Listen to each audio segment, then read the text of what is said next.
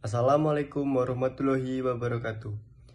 Perkenalkan, nama saya Nyoman Yogi Sukarya dengan NPM 2112011038 dengan dosen pengampu Ibu Siti Nur Hasanah SHMH.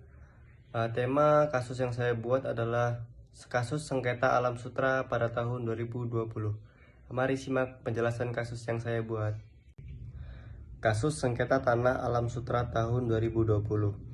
Berawal dari tersangka berinisial D berpura-pura berseteru dengan tersangka M atas tanah 45 hektar di Alam Sutra pada April 2020. D menggugat M secara perdata mengenai kepemilikan lahan itu, padahal di atas lahan sudah ada warga dan perusahaan yang menempatinya. Pada Mei 2020, M dan D kemudian bersekongkol untuk berdamai dan melakukan mediasi atas kasus sengketa tanah itu. Setelah terjadi kesepakatan damai pada Juli 2020, komplotan mafia tanah itu mengajukan eksekusi lahan ke pihak pengadilan. Hal ini sontak mendapat perlawanan dari warga dan perusahaan yang melapor ke Polres Metro Tangerang Kota. Dari hasil penyelidikan, berkas klaim kepemilikan atas lahan 45 hektar itu ternyata palsu. Keduanya bahkan menyertakan berkas tersebut ke pengadilan untuk saling gugat. Jadi proses penyelesaian sengketa itu setelah warga dan perusahaan melapor ke Polres Metro Tangerang Kota. Dari hasil penyelidikan, berkas klaim kepemilikan atas lahan 45 hektar itu ternyata palsu. Keduanya bahkan menyertakan berkas tersebut ke pengadilan untuk saling gugat.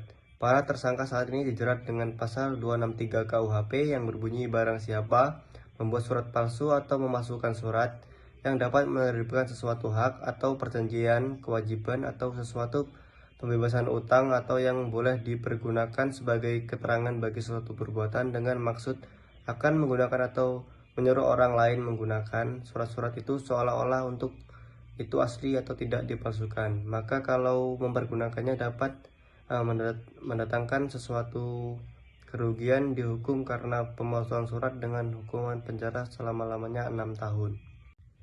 Selain dijerat dengan pasal 263 KUHP, pelaku juga dijerat dengan pasal 266 KUHP yang berbunyi barang siapa menyuruh memasukkan keterangan palsu ke dalam suatu akta autentik mengenai suatu hal yang kebenarannya harus dinyatakan oleh akta itu dengan maksud untuk memakai atau menyuruh orang lain memakai akta itu seolah-olah keterangannya sesuai dengan kebenaran, diancam jika pemakaian itu dapat menimbulkan kerugian dengan pidana penjara paling lama 7 tahun.